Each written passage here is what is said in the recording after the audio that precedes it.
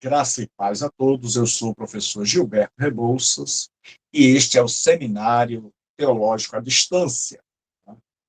Um seminário que foi pensado para aquelas pessoas que não querem ou não podem estar no seminário presencial de segunda a sexta, mas que também querem qualidade. Então, hoje nós estaremos estudando, continuando o estudo da carta aos Coríntios, e hoje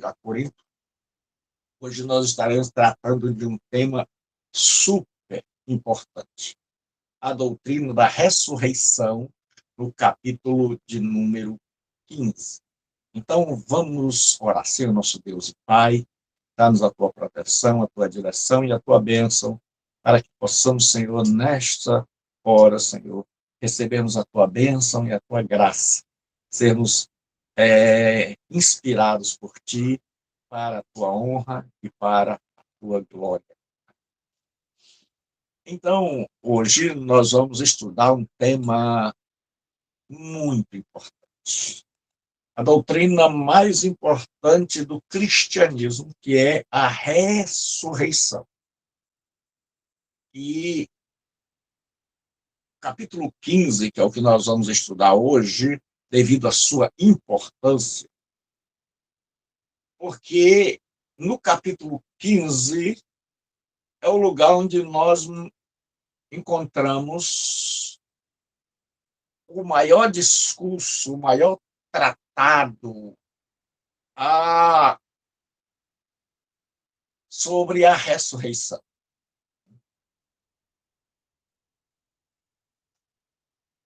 Então, nós estamos estudando.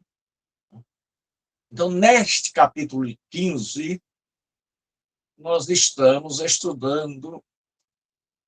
Mara, Deus abençoe, Mara. Eita, Glória! Agora essa aula aqui é boa. Paz do Senhor, pastor.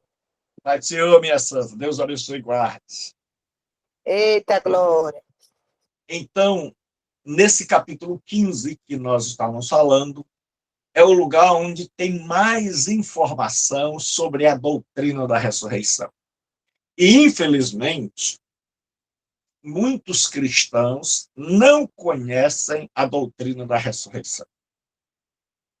Então, esse capítulo foi escrito porque em Corinto, como era uma cidade da filosofia, e os coríntios, mesmo convertidos, ou alguns que a sua conversão não tinha sido autêntica, eles traziam consigo ainda a filosofia dualista grega, que ensina que o corpo é algo mau para os gregos. Na cultura grega, na filosofia grega, há um dualismo. O que é espiritual é bom. O que é material é mau. Então, para os gregos, o corpo era mau, porque era material. E o espírito era bom. Então, pregar a ressurreição era algo inadmissível, porque Sócrates, filósofo grego, Platão, melhor dizendo, ele dizia que o corpo é a prisão, é a tumba da alma. Então, na cultura grega, na filosofia grega, no mundo daquela época, que era de filosofia grega, de cultura grega, falar em ressurreição, ou seja, o corpo que morreu vai voltar, era algo que causava escândalo, porque eles lutavam para se livrar do corpo. Então, agora o cristianismo chega com a crença na ressurreição. Então, alguns lá, influenciados ainda pela crença de que o corpo é mau, eles negavam a ressurreição. Então, em Corinto, estava sendo ensinado que não havia ressurreição. E aí, Paulo vai gastar papel e tinta para escrever-nos um grande tratado. Como a gente já disse, as cartas são teologia de serviço ou de ocasião. Ou seja, elas foram escritas por causa de alguma coisa que estava acontecendo em uma determinada comunidade de fé, que a gente chama de igreja. Então, o que acontece? Paulo agora vai escrever para mostrar a doutrina, a importância fundamental, essencial da doutrina da ressurreição. E no capítulo 15, 1, ele diz assim: Irmãos, venho lembrar-vos do evangelho que eu vos anunciei, o qual recebestes e do qual ainda perseverais. Por ele também vós sois salvos, se retiverdes a palavra tal como vos-la preguei, a menos que tenhais crido em vão. Então, a negação da doutrina da ressurreição era para Paulo crer em vão. Perseverar na verdadeira doutrina era acreditar na ressurreição. Então, nós vamos orar. Nosso Deus e Pai, nós pedimos a tua graça, a tua unção. Sem o Senhor não, nada somos. E precisamos, para aprender e para ensinar, a tua palavra. Ilumina-nos mediante o teu Espírito Santo e estenda sobre nós a tua mão por misericórdia e nos guarde de todo mal. Dá-nos a unção do céu, que a tua presença esteja em nossas vidas, em nome de Jesus. Então, Paulo agora, sabendo que em Corinto existem aqueles que negam a ressurreição, que dizem que não há ressurreição, que zombam desta doutrina, ele vai expor essa doutrina. E ele vai falar daquelas que foram testemunhas da ressurreição.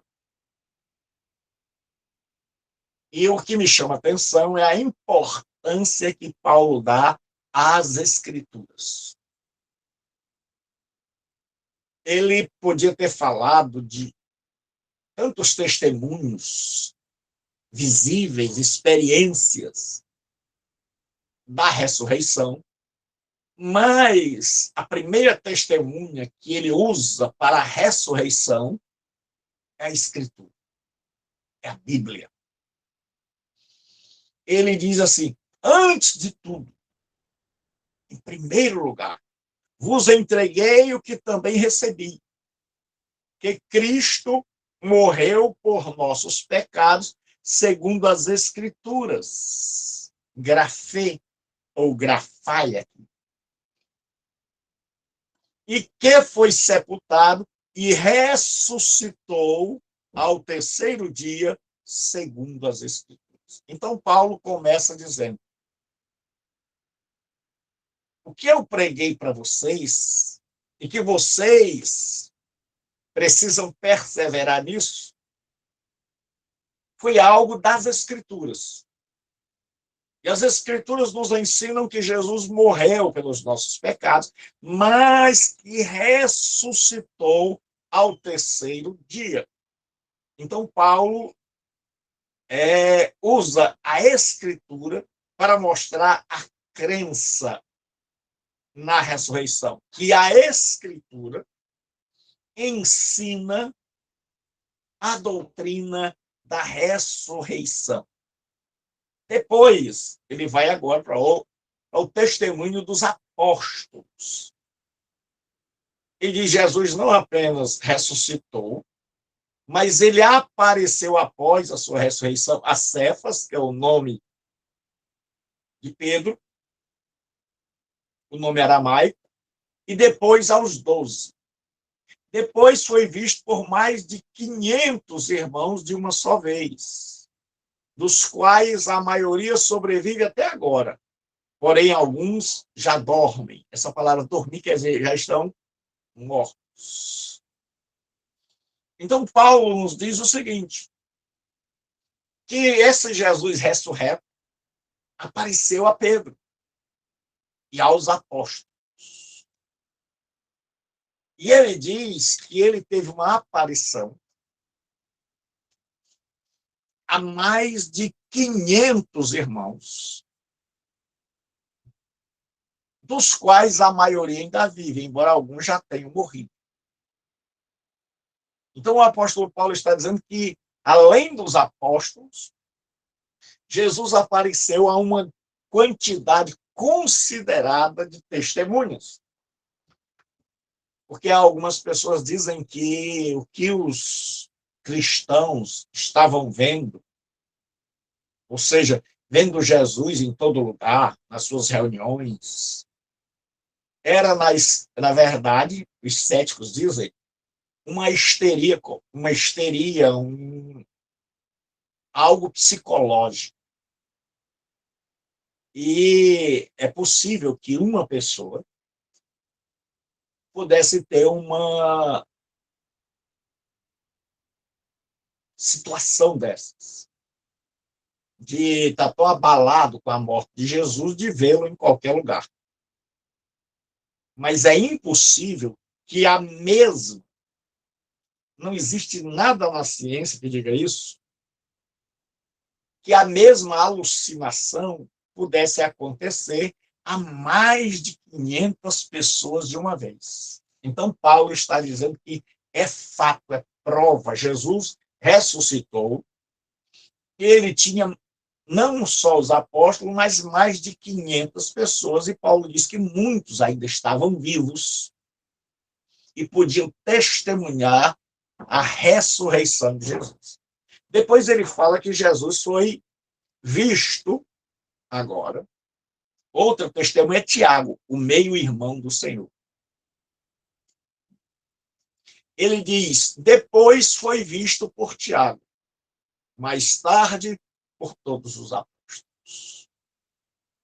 Então, agora, acredita-se que Tiago, que era irmão do Senhor, que não cria nele durante o seu ministério terreno, se converteu e foi visto, e viu o Senhor ressuscitado, e tornou-se o bispo, o líder, junto com Pedro, da igreja em Jerusalém, e um dos mais influentes cristãos do início da igreja. E Paulo diz que, além das Escrituras testemunharem a ressurreição, além dos apóstolos, além dos 500 irmãos, além de Tiago, Paulo diz que ele também é uma testemunha da ressurreição de Cristo.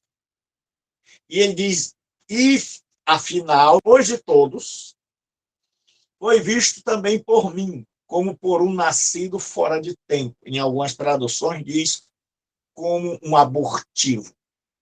Então, Paulo usa, já que ele nasceu depois para o apostolado, já que ele foi chamado depois, todos os apóstolos foram chamados antes, e Paulo foi chamado depois da ressurreição.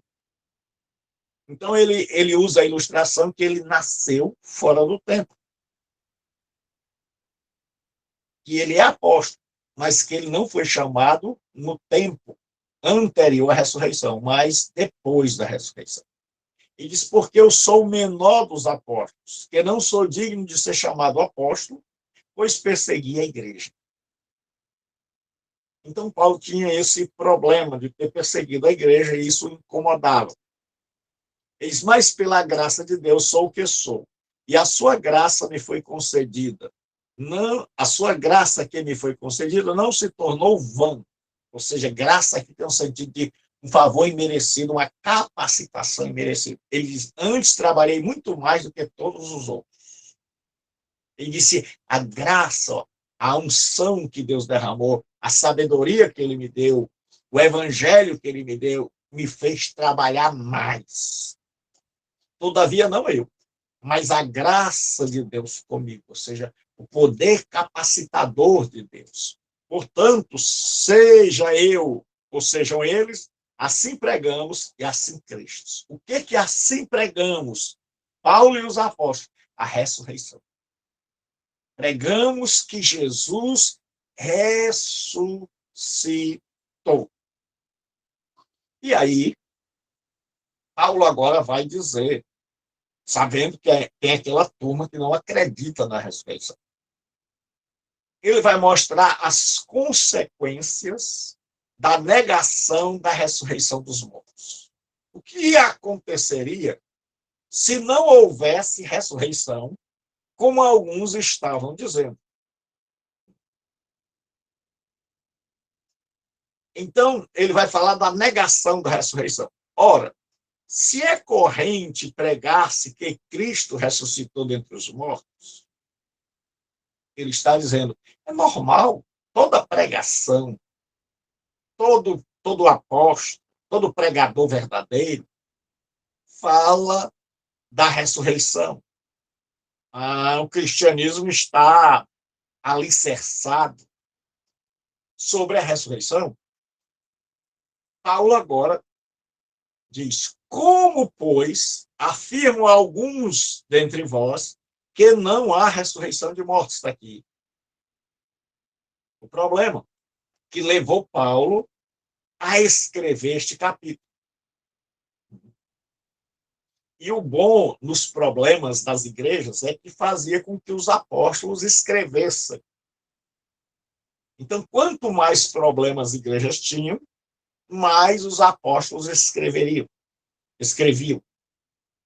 Então, ele diz assim, olha, é comum pregar a ressurreição. Como, pois, afirmam alguns, aí em Corinto, que não há ressurreição de mortos. Então, dentro da igreja de Corinto, tinha um grupo, uma ala, que ensinava que não havia ressurreição dos mortos. E aí Paulo vai dizer o que acontece quando se nega a ressurreição. O que acontece se a ressurreição não existisse? Ele vai dizer, então eu vou trabalhar no campo de vocês. Vamos admitir que a ressurreição não existe. Então, em primeiro lugar, ele vai dizer que se não há ressurreição dos mortos, então Cristo não ressuscitou. A primeira coisa que Paulo diz é, olha, se é como vocês estão dizendo, que não há ressurreição, então o Cristo que nós cremos não ressuscitou. Porque não há ressurreição, e se vocês estão certos, então Cristo não ressuscitou. É a primeira coisa. É o primeiro argumento de Paulo para mostrar àquele povo o seu erro, o perigo que eles. Então, sem a doutrina da ressurreição, Jesus seria somente um defunto. E aí ele diz o seguinte, a pregação e a fé não têm valor. Segunda coisa, e se Cristo não ressuscitou, ele diz, olha, se eu partir da premissa de vocês, que Cristo não ressuscitou, é vã a nossa pregação, é inútil, é vazia, e é vã a vossa fé. Ou seja, não adiantou nada nós termos pregado, porque essa pregação não tem conteúdo, é vã, é inútil, e a fé de vocês também não vale, não serve para nada. Então, nós trabalhamos à toa e vocês creram em algo que não tem valor. Ele diz, se não existe, lembre-se sempre, ele está falando se não existe ressurreição. Depois ele vai dizer, se não há ressurreição, lembre-se, ele está partindo do pressuposto de que aqueles que negam a ressurreição estariam falando a verdade.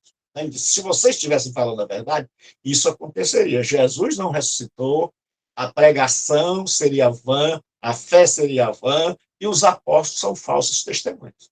Ele está dizendo, e somos tidos por falsos testemunhos de Deus, porque temos asseverado contra Deus que ele ressuscitou a Cristo, ao qual ele não ressuscitou. Se é certo, olha o que Paulo diz, se é certo que os mortos não ressuscitam. Ele está dizendo, se vocês estiverem certos, então nós somos falsos testemunhos. Nós estamos dizendo que Deus ressuscitou a Cristo, que vai nos ressuscitar, mas se vocês estiverem certos, então nós somos um bando de mentirosos. Nós estamos dizendo contra Deus algo que ele nunca disse. Se não há ressurreição, então nós estamos enganando todas as pessoas. Nós apóstolos, um bando de mentirosos, de gente que ilude, que engana as pessoas. Aí ele diz, porque se os mortos não ressuscitam, também Cristo não ressuscitou. Então, negar uma coisa é negar outra. Aí ele vai para o seu quarto argumento. Ele diz, olha, se vocês estão certos ao dizerem que não há ressurreição, nós ainda estamos no pecado. Não tivemos salvação, não obtemos o perdão e ainda estamos debaixo de condenação. Ele diz, se Cristo, veja, sempre tem o se Cristo não ressuscitou, como vocês dizem, os hereges, ele diz, é vã a vossa fé. Vocês estão acreditando num homem que ressuscita, que ressuscitou, mas se Cristo não ressuscitou, a fé é vazia, a fé é nula. Vocês estão crendo numa farsa, numa grande mentira, se Cristo não ressuscitou. E ainda permaneceis nos vossos pecados. Ou seja, Jesus morreu, mas não ressuscitou, segundo se ensina aí.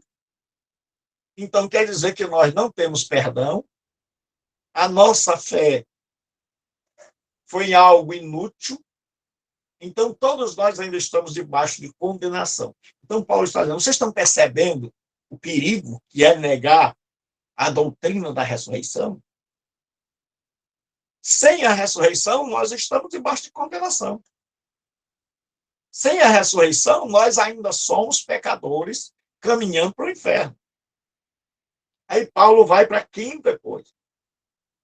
E ele diz, os que morreram em Cristo estão perdidos. Aqueles que morreram na fé, enfrentaram os leões, as arenas, os gladiadores, as feras, que foram queimados.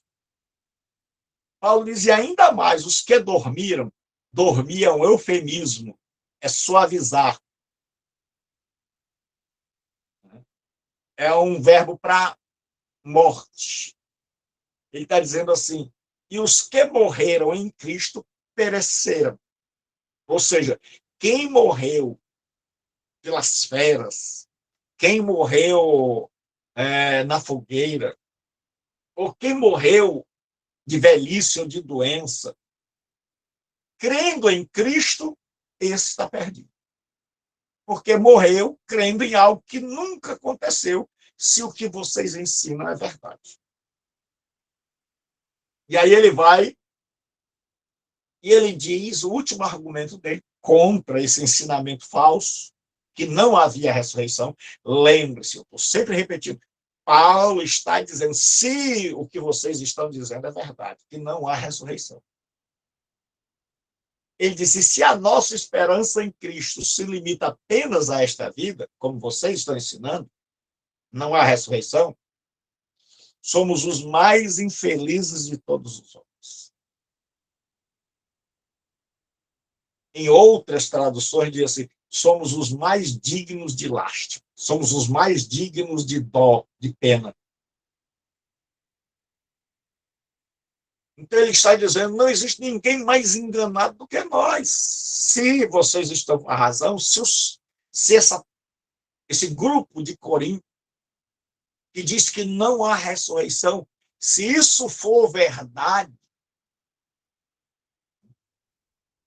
ele diz, então a nossa esperança em Cristo é apenas para esta vida. Então, quando a gente morrer, acabou. Então, a gente está seguindo uma mentira, a gente está sendo enganado, e aí nós somos as pessoas mais infelizes da Terra, porque nós somos, dentre todos os homens, os mais enganados, aqueles que creem em algo que nunca aconteceu, que nem têm essa vida, que abandonaram essa vida, nem têm a vida no porvir, porque não há ressurreição. Então, nós perdemos tudo. E aí Paulo diz, se fosse assim, tudo isso aconteceria. Aí agora Paulo vai e ele diz, mas, de fato, Cristo ressuscitou dentre os mortos. Primeiro ele fala como se não houvesse ressurreição. O que aconteceria caso não houvesse ressurreição? Agora ele afirma que a ressurreição de Cristo é um fato histórico, que aconteceu no tempo e no espaço. E ele diz que Cristo é as primícias dos que dormem. Aí você lembra da festa das primícias. Havia, né, a Páscoa, foi quando Jesus morreu. Dentro da Páscoa, havia a festa dos pães asmos. E depois da Páscoa, no 8º dia, havia a festa das primícias, que era onde era levantado, movido diante do Senhor, os primeiros frutos. Então, ele está dizendo, mas Cristo ressuscitou dos mortos, sendo ele as primícias dos que dormem. Ou seja, ele é o primeiro a ressuscitar. Aí Paulo diz assim, visto que a morte veio por um homem, também por um homem veio a ressurreição dos mortos. Ele está sempre contrastando Adão com Cristo. Porque assim como em Adão todos morrem, assim também em Cristo todos serão vivificados. Ou seja, Adão foi o cabeça da queda. Jesus é o cabeça da salvação. Aí ele continua falando sobre a ressurreição. Graças ao bom Deus, ele vai falar muito sobre ressurreição. E ele diz assim, que a ressurreição vai ter uma ordem. Cada um, porém, por sua própria ordem. Cristo, as primícias. Então, alguns dizem, mas primícias está no plural, era um molho. E aí, alguns explicam que Jesus, quando ressuscitou, lá em Mateus, você vai ver isso, muitos ressuscitaram depois dele e apareceram em Jerusalém a muitos. Então, ali são as primícias. Esta é uma das explicações. Outra explicação é que o termo primícias era um óleo, falando de um. É uma espécie de coletivo. Então, neste sentido, Cristo é o primeiro a ressuscitar dentre os mortos. Parece que é essa a ideia de Paulo aqui. Depois, os que são de Cristo na sua vida. Então, Jesus ressuscitou na primeira vinda, e ele diz que a ordem dos eventos é que nós, os cristãos, vamos ressuscitar por ocasião da segunda vinda, que na teologia é chamada de parousia. Parousia, que quer dizer vinda, presença.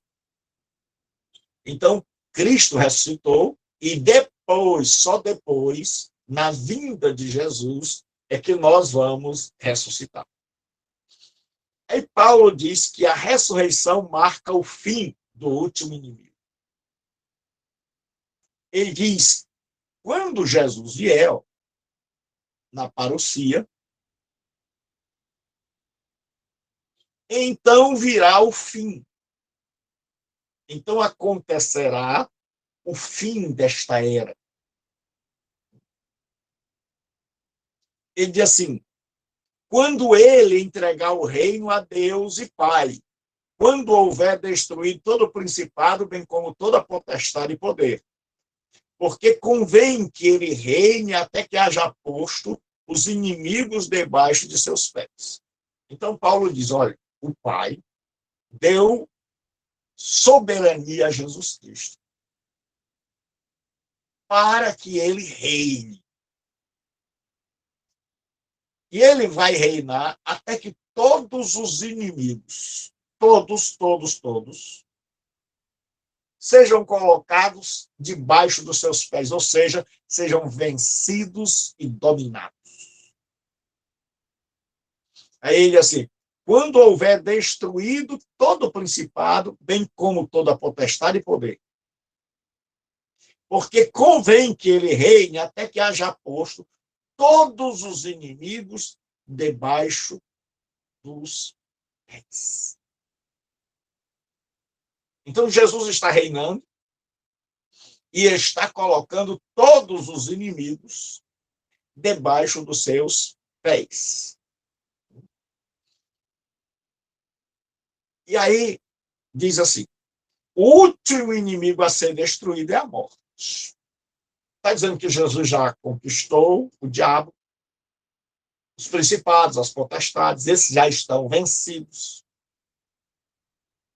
Mas existe um que ainda precisa ser vencido de uma vez por todas. Foi vencido por Cristo.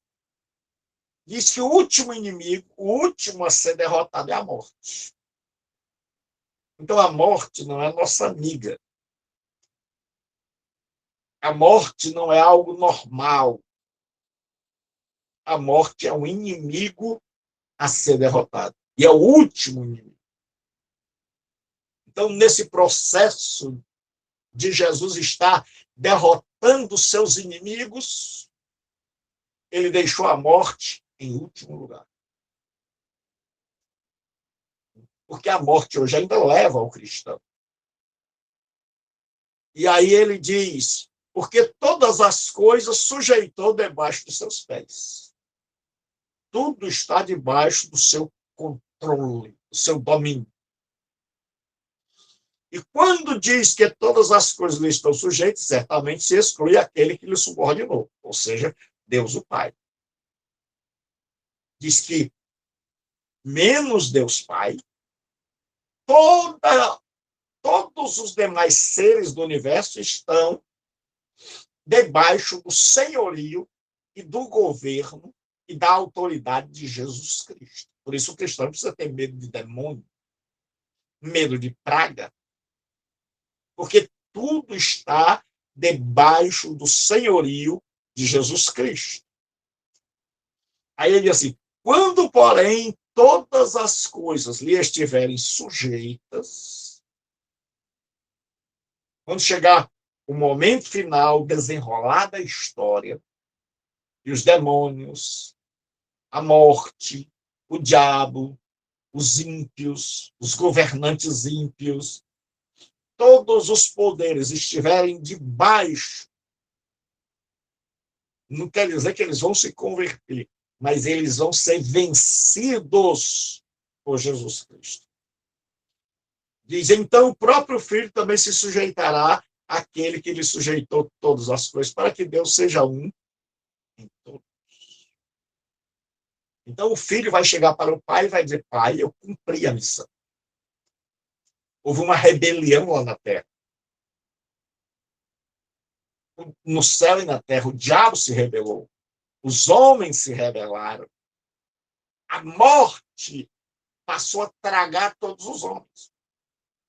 E o Senhor me delegou autoridade, me enviou para que eu desfizesse o que o diabo, os homens e a morte fizeram. E eu fui lá e cumpri a tua ordem, a tarefa que o Senhor me deu. E agora terminei a tarefa. Está todo debaixo dos seus pés. Está tudo debaixo de novo do seu domínio. E aí Paulo agora vai falar da heresia. E o importante é que Paulo vai tirar elementos desta heresia para justificar a ressurreição, a existência da ressurreição.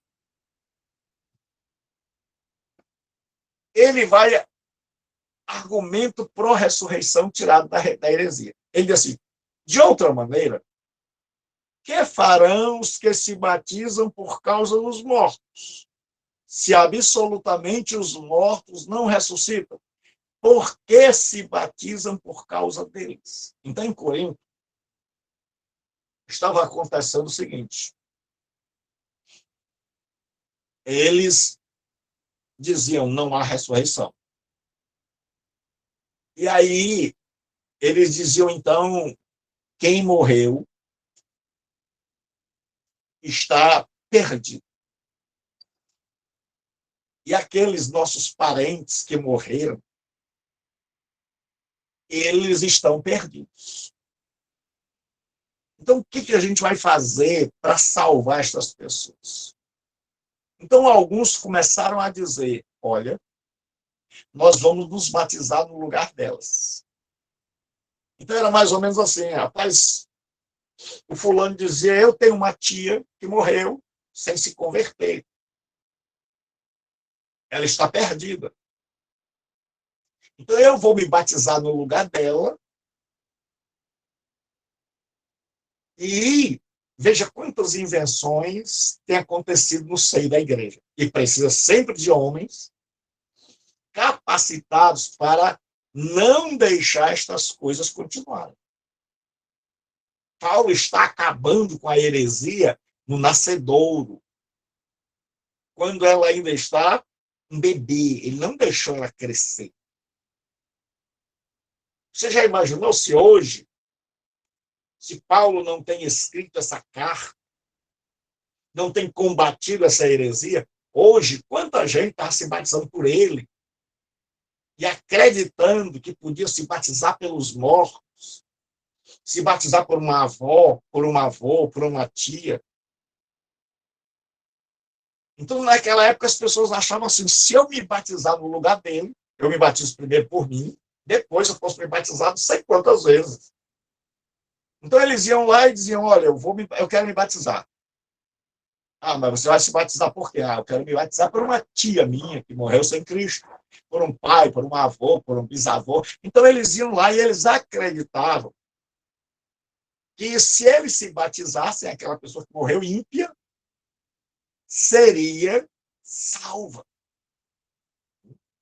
E aí Paulo diz, olha, vou mostrar a insensatez de vocês, a loucura, o erro, o equívoco, usando o próprio ensino de vocês.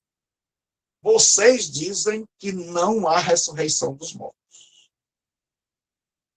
É como se Paulo dissesse, não é verdade? Não há ressurreição. Ele disse, então, que farão os que se batizam por causa dos mortos? Ele disse, se vocês não creem em ressurreição,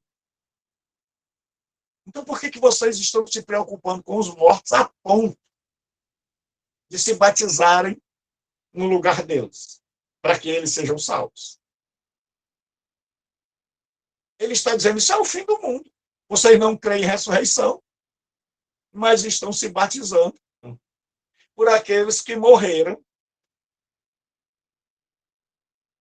Então, vocês estão sendo tremendamente incoerentes. Se vocês, pelo menos, acreditassem na ressurreição, a heresia de vocês, pelo menos, tinha uma coerência. Vocês estão se batizando para ver se no dia da ressurreição aquela pessoa que morreu ímpia. Mas vocês não acreditam que há ressurreição. E mesmo assim, estão preocupados com a salvação dos mortos. Que incoerência, que falta de lógica. Mas para quê? Se não há ressurreição, quem morreu acabou. Para que se preocupar? Então ele diz, olha, vocês têm aí um grupo que diz que não há ressurreição e um grupo que se batiza pelos mortos. O que vai acontecer com esses coitados aí? Desses hereges também. Aí ele diz, se absolutamente, que era o que eles diziam, os mortos não ressuscitam. Por que se batizam por causa deles? Ele diz, por quê? Para quê? Qual a necessidade se eles não ressuscitam? Não é que Paulo estivesse concordando com o batismo pelos mortos. É que ele está pegando o discurso deles e usando contra eles. Isso chama-se trabalhar no campo do inimigo.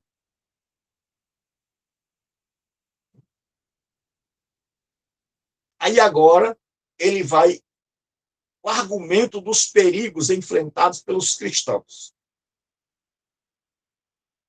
Ele vai dizer, primeiro ele usou o argumento da heresia, do batismo pelos mortos. Então, lá em Corinto tinha um grupo que resolveu se batizar pelos mortos. Toda heresia começa assim, alguém tem uma ideia que ele acha brilhante, ele está preocupado com alguma coisa, e aí lá em Corinto tinha alguém que estava preocupado com um parente que morreu, e morreu sem Cristo. E aí ele disse, eu vou me batizar no lugar dele. E outros começaram a seguir essa prática de se batizar em lugar, então eu também tenho um avô, o outro eu também tenho uma avó que morreu. Então começaram a se batizar. E Paulo disse, para que isso, se vocês não acreditam em ressurreição? Ou então se era dois grupos. Se era um grupo que se batizava pelos mortos e outro grupo que não acreditava na ressurreição. Então o que Paulo está falando para o geral, ele está dizendo agora, se não há ressurreição, então não valeu nada a gente ter enfrentado, ter colocado a nossa vida em risco. Ele diz, e por que também nós nos expomos a perigo a toda hora? Dia após dia morro. Eu protesto, irmão, pela glória que tenho em vós outros, em Cristo Jesus, nosso Senhor. Se como homem lutei em Éfeso com feras, que me aproveita isso? Se os mortos não ressuscitam, comamos e bebamos, que amanhã morreremos. Então, o argumento de Paulo é, olha, todos os dias que a gente acorda, o cristão está correndo perigo nesse mundo greco-romano. Todos têm ódio de nós. O judeu tem ódio de nós, os romanos têm ódio de nós. Nós somos marginalizados, perseguidos. E aí ele disse, olha, quando eu estive preso lá em Éfeso, eu tive que ir para uma espécie de coliseu, para o estádio. E ele diz, se como homem lutei em Éfeso com feras, parece que ele foi jogado às feras, mas Deus não deixou as feras devorá-lo. Que me aproveita isso? Ele disse, que me aproveita eu ter lutado com essas feras? Que aproveita eu ter colocado a minha vida em risco se não há ressurreição? Ele diz, ora, se os mortos não ressuscitam, aí ele cita um texto de Isaías. Comamos e bebamos, que amanhã morreremos. Ou seja, tudo se acaba aqui. A outra coisa é que as heresias podem corromper a verdadeira doutrina. Paulo diz, tenha cuidado. Tenha cuidado com quem você anda conversando, tenha cuidado os vídeos que você anda assistindo, tenha cuidado os estudos que você está ouvindo. Ele diz, não vos enganeis, as más conversações. Que más conversações eram essas? Né? Como esse texto tem sido mal interpretado? Em outras, tem as más companhias, significam os hereges. Corrompem os bons costumes, o ensino da ressurreição. Então, Paulo está dizendo, tenham cuidado.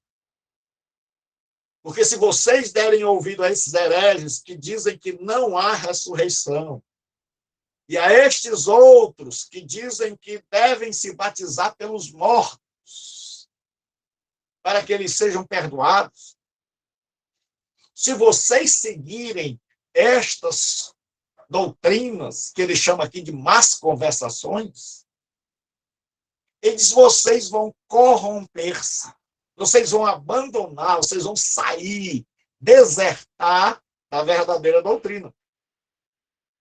Aí, Paulo sabe que toda pessoa que é enlaçada por uma heresia é como se ela tivesse sido hipnotizada.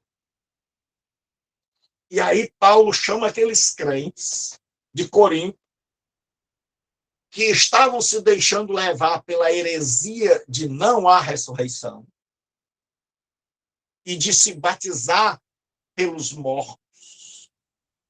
Ele chama esse povo a sair desse transe, dessa hipnose.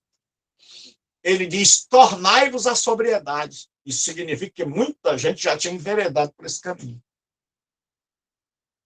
É como se ele dissesse, desperta, acordem desse pesadelo. Saia desse transe.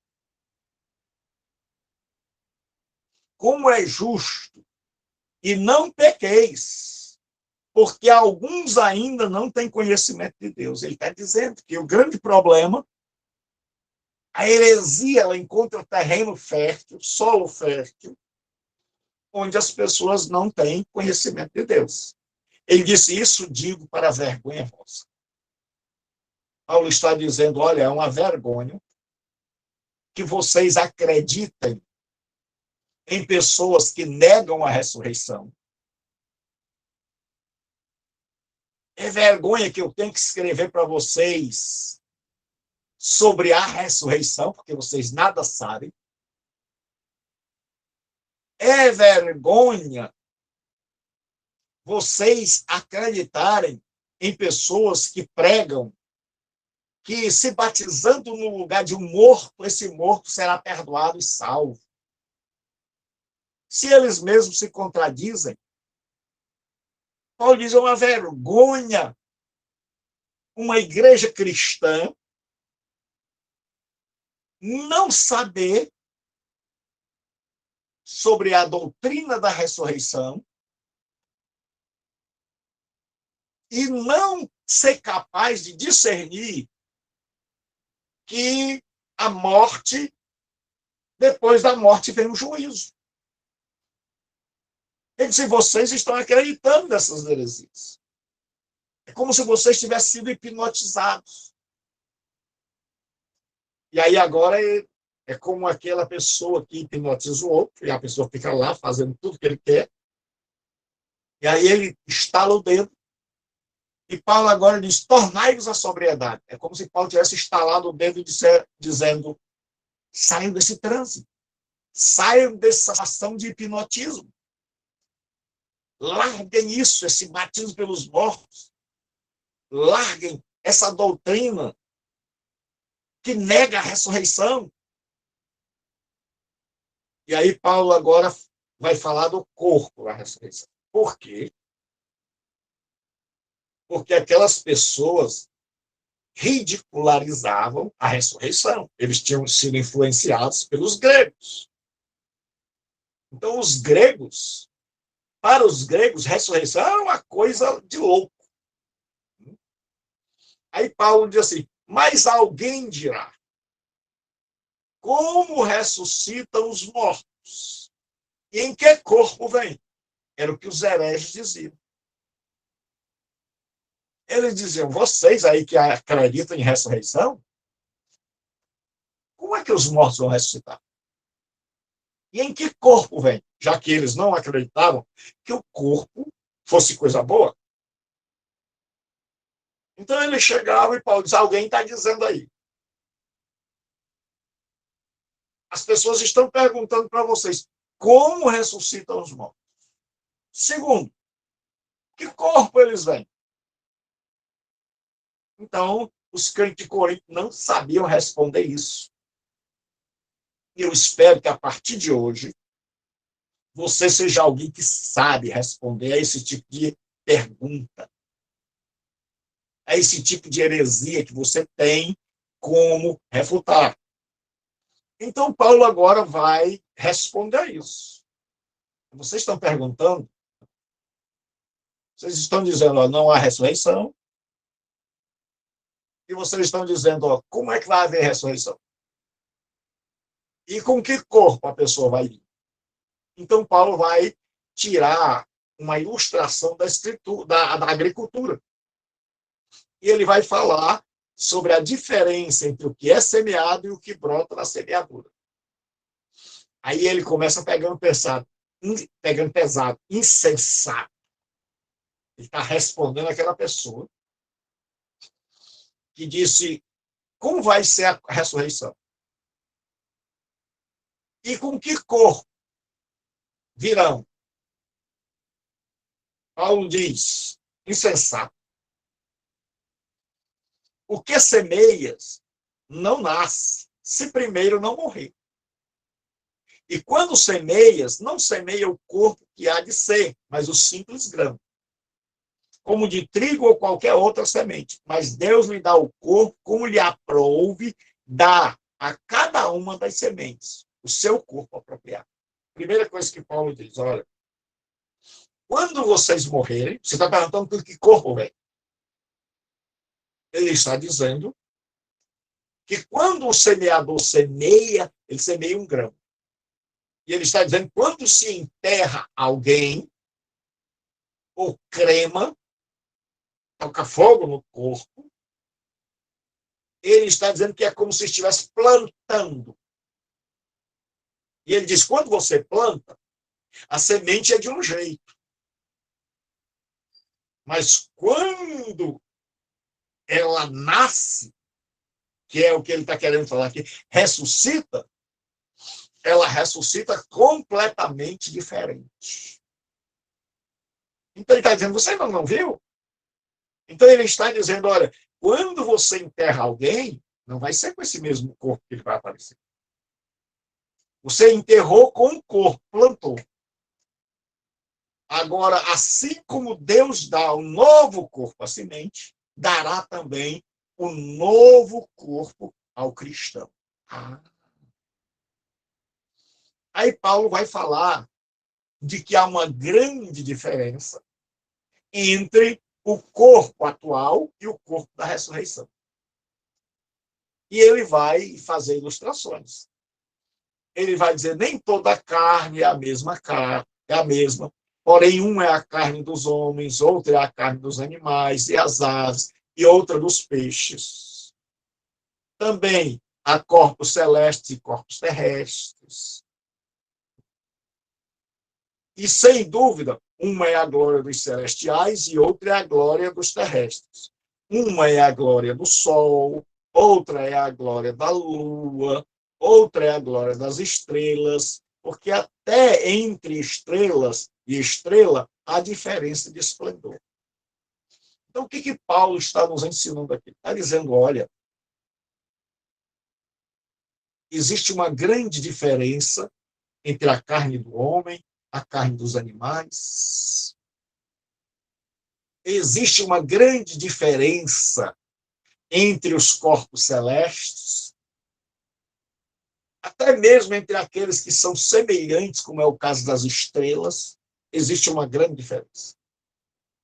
Então, Paulo está preparando o caminho para dizer que existe uma diferença abissal, uma diferença enorme entre o corpo que ora nós temos e o corpo da ressurreição. Então, ele está falando, olha, em todas as áreas da vida existe diferença. Então, vocês estão me perguntando com que corpo nós iremos. E ele diz, com um corpo glorioso, infinitamente diferente do corpo de fraqueza que nós temos hoje. E aí ele vai falar agora da superioridade incomparável do corpo da ressurreição. Aí, assim, pois assim também é a ressurreição. Ou seja, depois da ressurreição, nós vamos ter corpos diferenciados, assim como a carne dos animais é diferente da do homem, assim como a glória do sol é uma, a glória das estrelas são outras. Tem muita gente que pega isso aqui, bota na escatologia e fura completamente, porque o que Paulo está fazendo é um contraste entre o corpo que nós temos agora e o corpo completamente diferente, porque ele está respondendo à pergunta: com que corpo virão? E ele está dizendo, assim também. Ele está dizendo, olha, já está aí, Deus já mostrou a diferença entre a carne dos animais, a carne dos homens, a carne dos peixes, entre o brilho do sol, o brilho da lua, entre a diferença entre uma estrela e outra. Então, agora ele vai mostrar, na vinda de Jesus, a diferença abissal, grande, imensa, entre o corpo que agora nós temos e o corpo da ressurreição. Aí ele diz, semeia-se o corpo na corrupção. Então ele vai usar mais uma vez a ilustração agrícola. Ele diz, quando você enterra alguém, é como se você estivesse plantando. Ressuscita na incorrupção. Ele disse, o corpo que foi enterrado era um corpo corrompido. O corpo que vem não é mais aquele. Porque as pessoas pensavam que era um corpo ainda sujeito a doenças. E não, ele disse que não é igual àquele. É aquele mesmo corpo, só que agora glorificado. Ele diz, semeia-se em desonra, a pessoa está velha, doente, acabada, ressuscita em glória. Maravilhoso, forte. Semeia-se em fraqueza. Ou seja, mostra que a pessoa está acabada, que ela perdeu para a morte. Ressuscita corpo espiritual. Aí ele diz, se há um corpo natural, há também um corpo espiritual. Então, nós vamos ter um corpo espiritual. Nós vamos ter um corpo, nós não vamos ser um espírito vagando, tipo fantasma. Mas nós vamos ter um corpo, só que não é mais um corpo sujeito à doença, sujeito a pecar. É um corpo glorioso, um corpo espiritual. Então, Paulo agora respondeu. Com que corpo virão? Ele disse, com um corpo glorioso, com um corpo espiritual. Então, vai falar que a ressurreição e o novo status do cristão.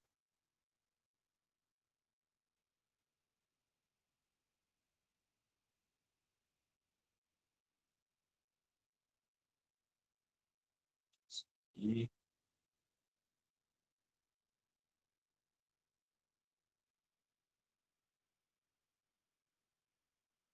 tem alguém querendo entrar aí? Então, já que não apareceu, vamos lá. A ressurreição e o novo status dos cristãos. Pois assim está escrito. O primeiro homem, Adão, então ele vai fazer um contraste entre a decadência nossa em Adão e a honra nossa em Cristo. Ele diz, pois assim está escrito. O primeiro homem, Adão, foi feito alma vivente. O último Adão, que é Jesus Cristo, porém, é um espírito vivificante. Paulo está dizendo, olha, Adão foi feito um ser que vive. Nefesh Hayah. Um ser que vive. A vida dele é derivada. Ou seja, ele recebe a vida de Deus. A vida não é dele. E todos os que estão nele têm a mesma espécie de vida dele. Ou seja, uma vida que é emprestada. Uma vida que não lhe pertence. Que pode ser tirada a qualquer momento. E Paulo diz, o último Adão, porém, é espírito vivificante.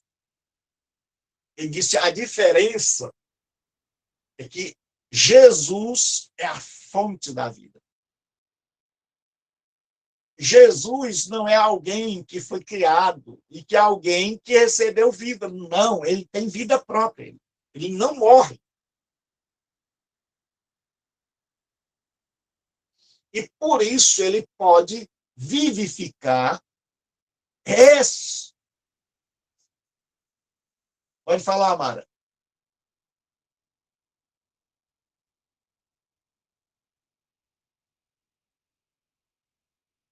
Fala, Mara.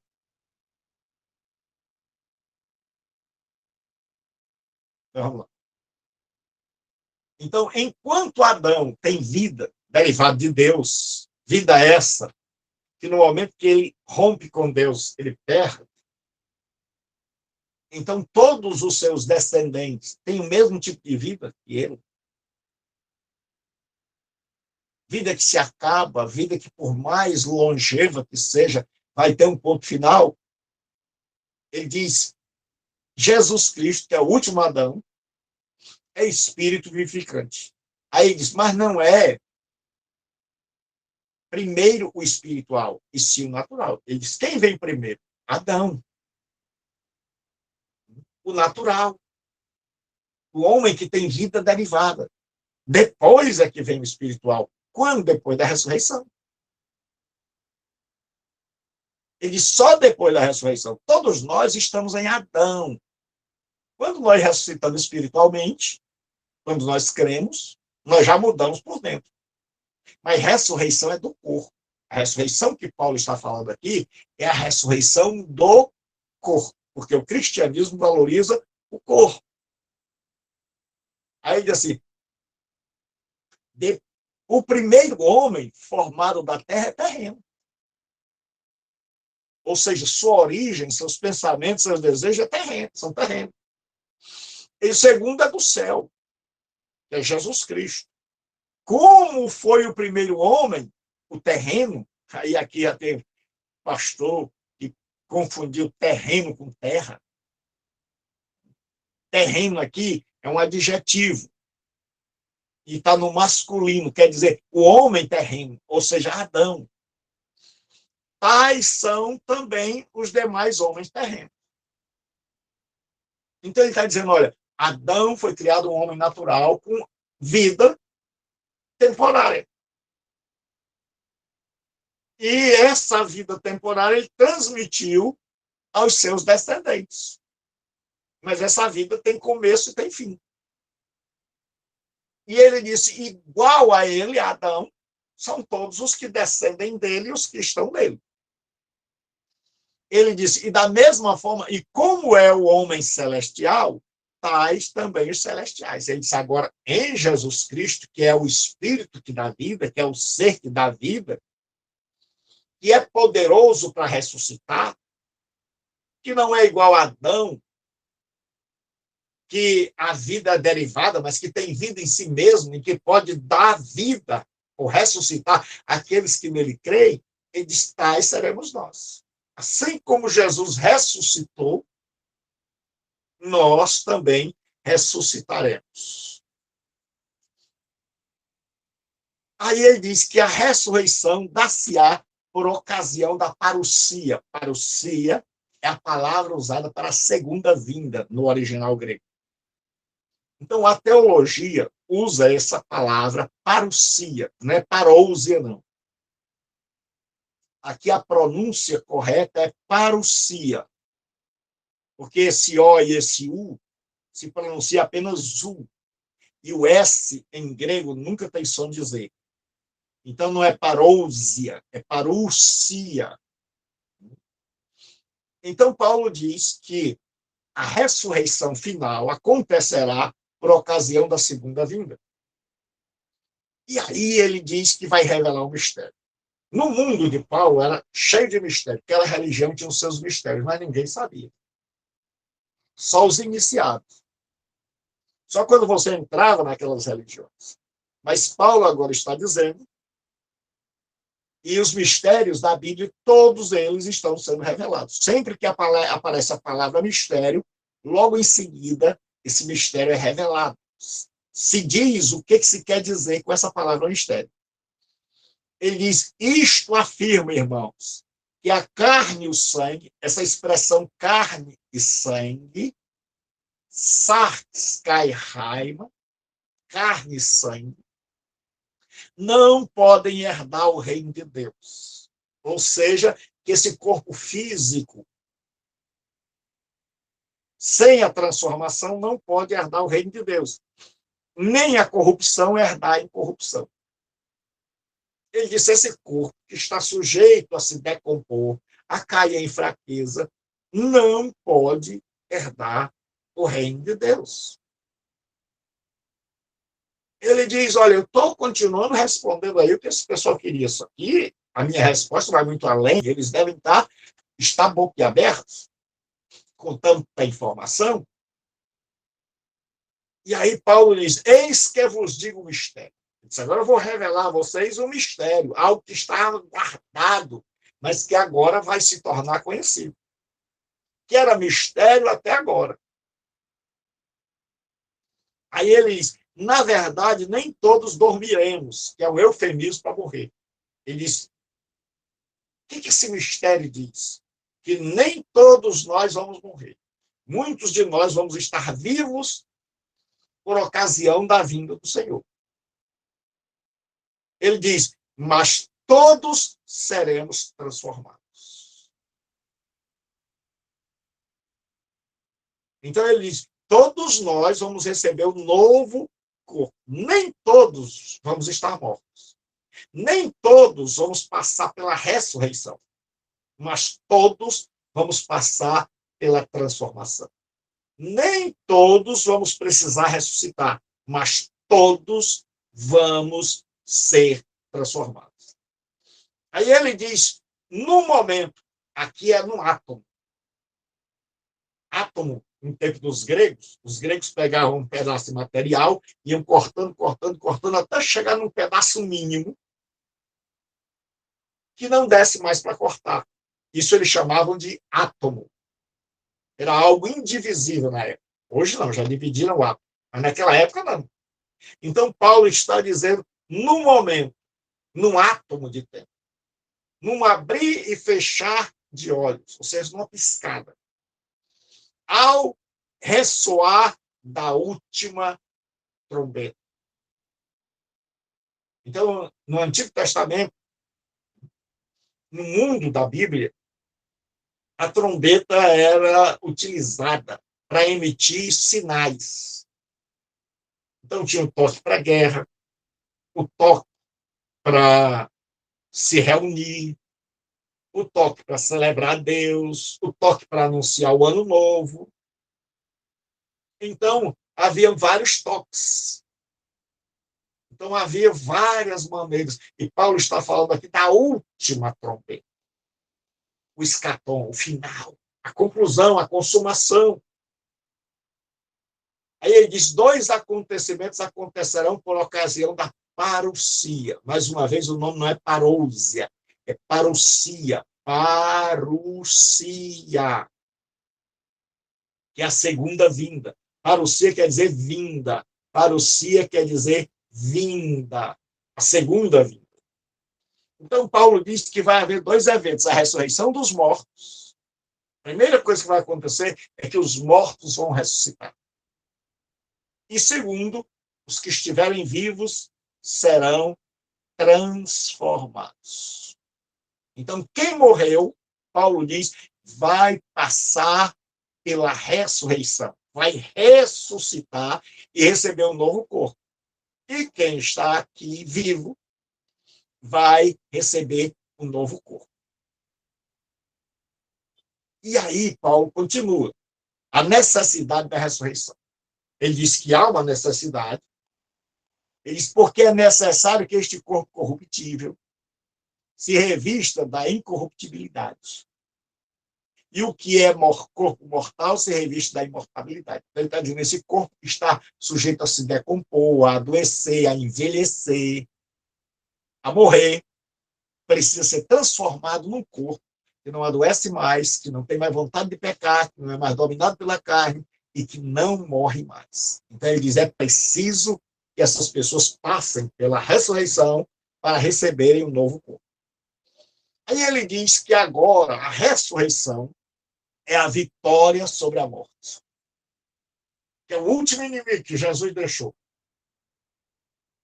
O último inimigo. Ele diz, e quando este corpo se revestir de incorruptibilidade, ou seja, quando houver essa transformação, ressurreição e transformação, e quando isto que é mortal se revestir da imortabilidade, ou seja, nós ganharmos um corpo que não morre mais, se cumprirá a palavra que está escrita. Tragada foi a morte na vitória. Isso é um texto tirado do livro do profeta Oséias.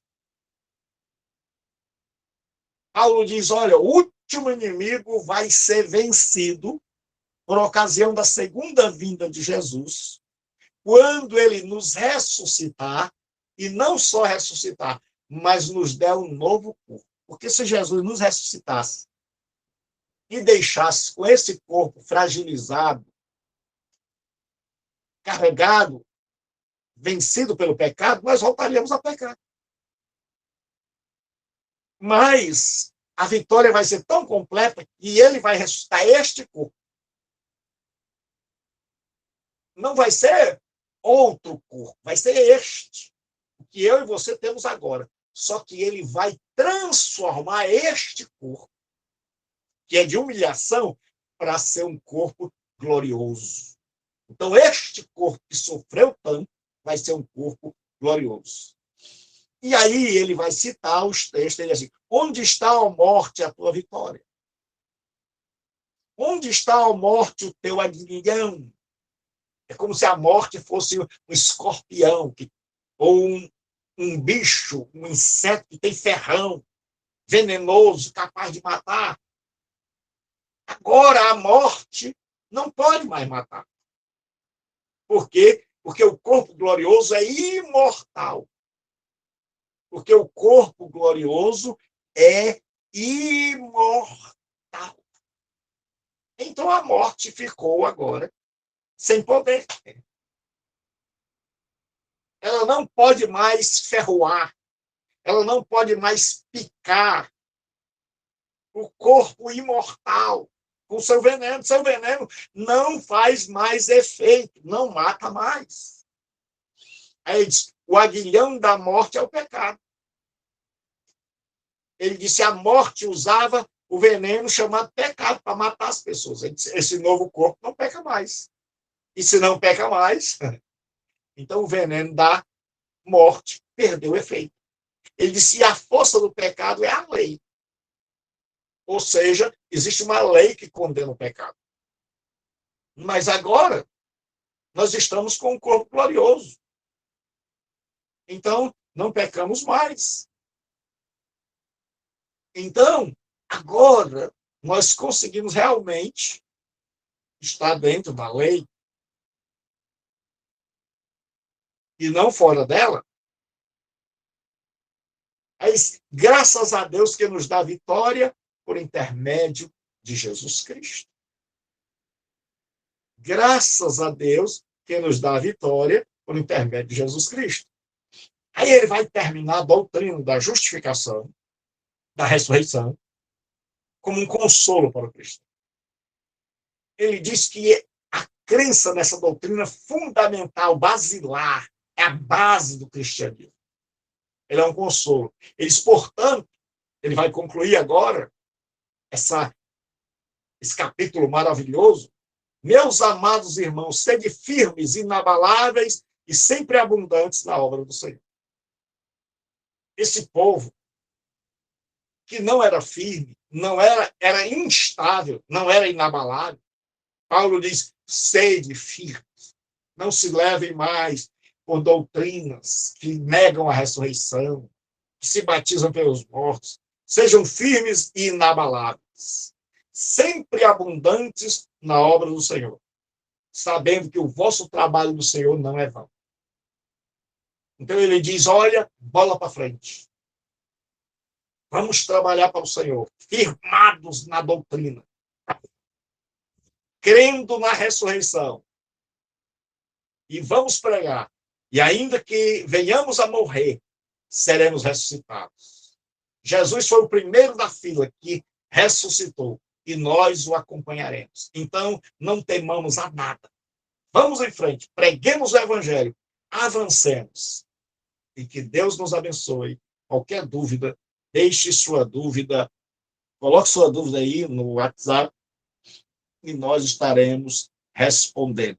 Fique com Deus. Deus te abençoe em nome de Jesus.